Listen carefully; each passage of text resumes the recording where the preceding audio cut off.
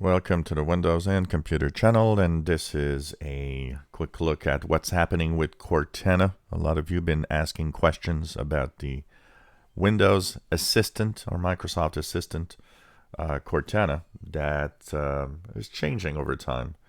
So it was introduced in 2015 with Windows 10.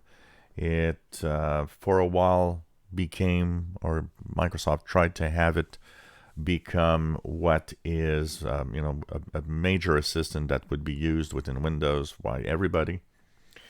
Obviously that didn't work out. Also, there were a lot of delays in the different markets where it needs to be released. A lot of people never actually did see it arrive at some point. They didn't have it in their own markets, and you had to change the region in your Windows operating system to full Cortana into working. So a lot of people never did actually see Cortana.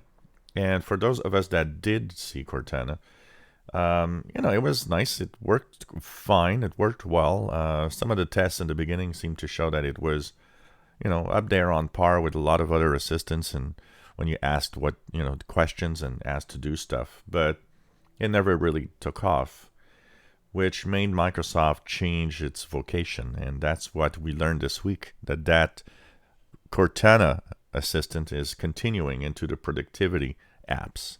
So what does that mean? If you've been a Office user for a long time, you'll remember there was a little something called Clippy.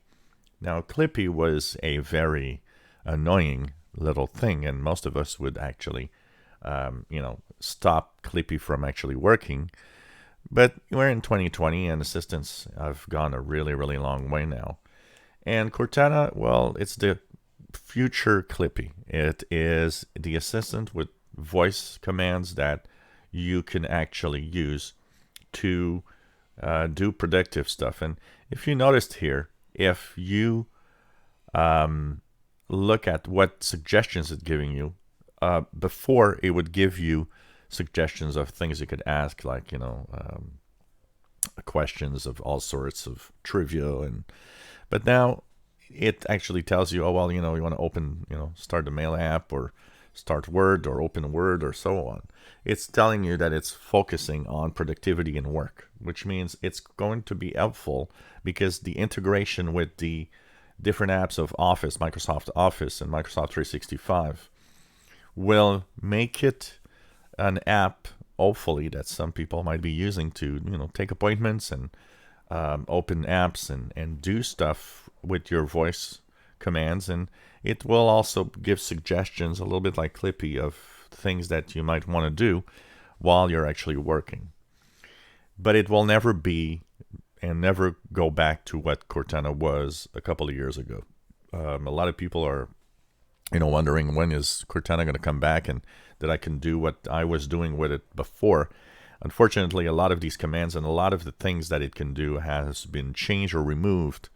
So on some side, it's deprecated. On other sides, it's actually much more active. Now, what's the future of Cortana? Honestly, I look at how they want to change it for a productivity app and so on.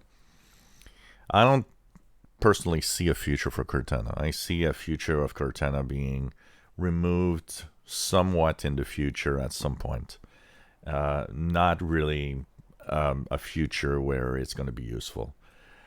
Productivity and work. I don't know, having apps or having an assistant like this with that, I'm not sure people really want to use that. So it's going to be interesting to see how they position it. But this week they confirmed that it's going to get new skills in the productivity side of things with Microsoft 365 apps.